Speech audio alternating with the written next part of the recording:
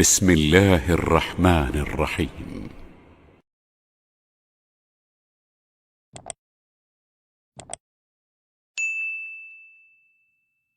Baik, untuk hari ini kita mulai pendahuluan dengan Quran surah ke-2 Al-Baqarah ayat 183. Paling kiri sebelah atas di mushaf. Ingat, kita akan bahas tuntas insya Allah ya, dari awal pembahasan sampai ke bagian ujung persoalan-persoalan seputar Ramadan. Baik, saat Nabi SAW hijrah kemudian ke Yathrib. Yathrib, ingat ya, nama kotanya apa? Yathrib. Yathrib itu adalah asalnya nama keturunan Nabi Nuh alaihissalam di generasi ke-6. Ada yang menyebut ke-8. Di asalnya nama orang. Yathrib itu asalnya nama orang. Ya, keturunan Nabi Nuh alaihissalam yang ke-6, ada yang menyebutkan yang ke-8. Di saat terjadi bencana banjir bah itu, ya kemudian naik ke kapal itu yang didesain dan dibuat oleh Nabi Nuh atas perintah Allah Subhanahu wa taala, naik beberapa golongan-golongan manusia yang beriman dengan pasangan-pasangan dari hewan dan perbekalan-perbekalan. Setelah kemudian banjirnya surut, hujannya reda, kemudian setelah mendarat kapalnya, menyebarlah kemudian anak keturunan Nuh alaihissalam. Di antara yang menyebar itu kemudian membentuk generasi-generasi. Ada yang bikin komunitas, kemudian sukunya jadi bercabang lagi. Dalam bahasa Arab, komunitas disebut dengan syu'ubun. Ya, suku disebut dengan qabilah, jamaknya qabail. Buka Quran surah ke-49 ayat ke-13. Ya ayyuhan nasu inna khalaqnakum min dzakarin wa untha wa ja'alnakum syu'uban wa qabail lita'arafu. Inna akramakum 'indallahi atqakum.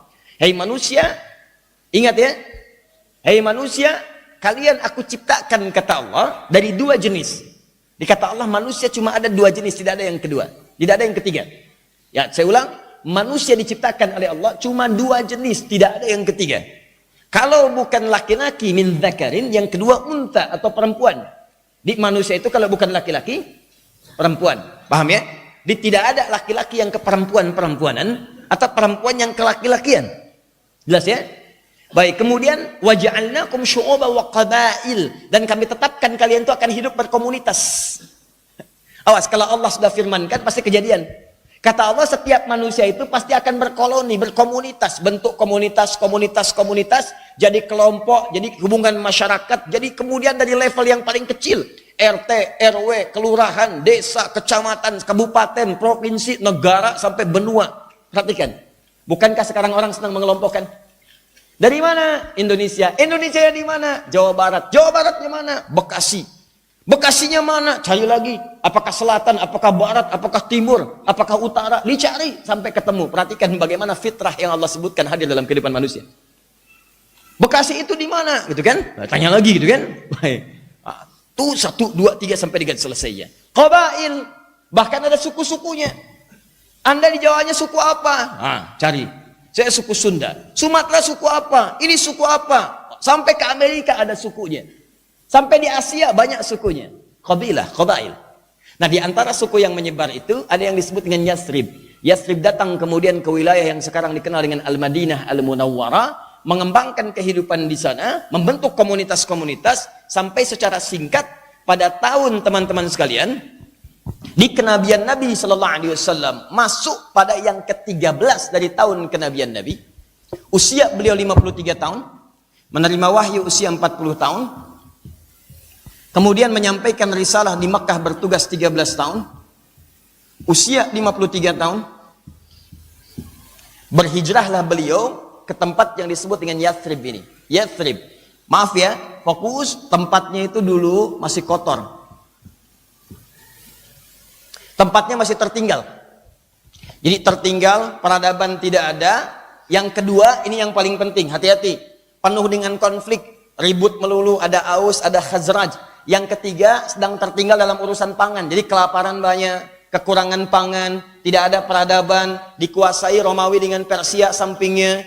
Terus tipikal masyarakatnya masih senang berselisih, ribut sudah ratusan tahun, datang Nabi ke situ, hijrah. Di kondisinya tidak ideal. Tapi yang paling menarik, ini yang saya mau katakan mungkin contoh bagi para pemimpin-pemimpin daerah sampai ke level yang paling tinggi. Nabi diberi petunjuk oleh Allah untuk mengentaskan semua persoalan itu cuma dalam waktu 5 tahun. Silahkan cek. Cuman dalam waktu 5 tahun selesai. Datang ke Yathrib, dikasih waktu 5 tahun. Dan sekarang orang-orang kemudian memperebutkan jabatan dalam jangka waktu 5 tahun. Ini Allah kasih gambaran 5 tahun. Dan 5 tahun ini bukan cuma menuntaskan persoalan di dalam lokal itu, tapi nanti syiarnya sampai ke seluruh dunia. Anda bisa bayangkan, diturunkan petunjuk oleh Allah, diberikan ketetapan di dalamnya. Imam Al-Bukhari mengambil itu ditempatkan dalam bab dari 97 babnya. Sahih Al-Bukhari terdiri dari 97 bab. Salah satu babnya bernama Kitabul Imarah, bab tentang menata pemerintahan. Bagaimana Nabi memberikan petunjuk atas izin Allah Subhanahu wa taala, merubah suasana yang tadinya kotor, tertinggal, jauh dari peradaban, tidak punya kekuatan pangan, ditindas di 2 pusat kekuatan Romawi dengan Persia, tiba-tiba dalam 5 tahun selesai semuanya. Nah, maka berubahlah kota ini, daerah ini menjadi suasana kota yang berperadaban. Sudah mulai ada kemajuan, kekuatan pangannya naik, kemiskinan berkurang, yang tadinya berselisih tiba-tiba jadi damai, dipersaudarakan, suasana yang tenang, nyaman, ada peradaban, sudah mulai enak, disebut dengan Madinah namanya. Madinah.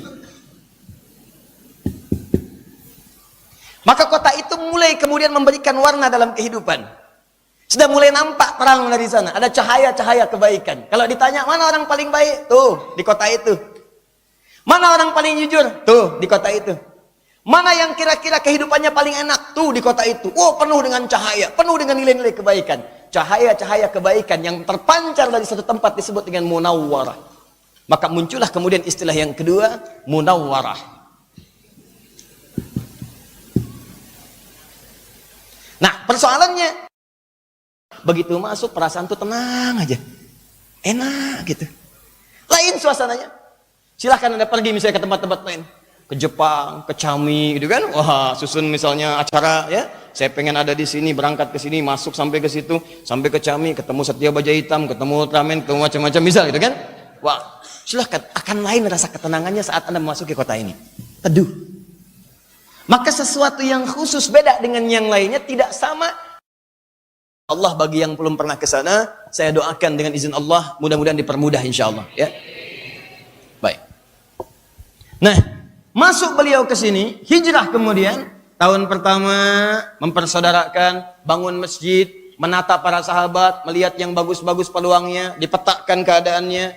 Tahun kedua hijrah mulai stabil, begitu masuk tahun kedua hijrah, tepatnya kemudian di bulan Sya'ban, hari Senin, tahun kedua hijrah, di bulan Sya'ban, tiba-tiba Allah turunkan Quran surah kedua Al-Baqarah ayat 183. Ini tahunnya, tahun kedua hijrah, bulannya di bulan Sya'ban. Harinya di hari Senin. Senin, bulan Sya'ban, tahun kedua hijrah. Turunlah Quran surah kedua ayat 183. Paling kiri sebelah atas. Perhatikan kalimatnya. Ya ayyuhalladzina amanu kutiba alaikumus syiyam kama kutiba 'alal ladzina min qablikum la'allakum tattaqun. Fokus baik-baik. Kalau ditanya teman-teman sekalian, ini Quran surah kedua Al-Baqarah ayat 183 turunnya di mana? Di Al-Madinah Al-Munawwarah. Tahun keberapa? Tahun kedua hijrah. Tahun kedua hijrah itu maksudnya Nabi masuk tahun kedua dalam periode hijrah ke Madinah. Begitu pindah ke Madinah, tahun kedua turunlah kemudian ayat ini dan surah dimaksud. Bulannya bulan apa? Sya'ban. Sya'ban itu bulan ke-6 atau bulan ke-8. Jadi bukan 5, bukan 6, bukan 7. Bulan ke-8. Bulan ke-8 tahun ke-2 hijrah. Pada mulanya orang Yahudi senantiasa mengolok-olok sahabat-sahabat Nabi SAW. Kata orang Yahudi, begitu datang Nabi ke Madinah, Al-Madinah Al-Munawwarah, itu apa yang terjadi? Kejadian pertama, beliau sholat. Karena memang perintah sholat sudah turun setahun sebelum hijrah. Saat sholat itu belum ada teman-teman sekalian perintah menghadap ke arah Al-Masjid Al-Haram, ke Ka'bah. Di sholatnya sholat, cuman kiblatnya menghadap ke arah Baitul Maqdis di Palestina. Menghadap, diolok-olok oleh Yahudi. Kata orang-orang Yahudi, lihat umatnya Muhammad SAW. Agamanya agama copy paste. Kiblatnya menghadap ke kita. Sholat cuman kiblatnya menghadap ke kiblat kita.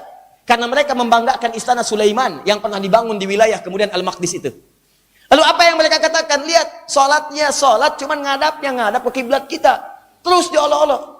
Sampai kemudian Allah turunkan Quran surah kedua Al-Baqarah ayat 144 itu. Paling kiri sebelah bawah.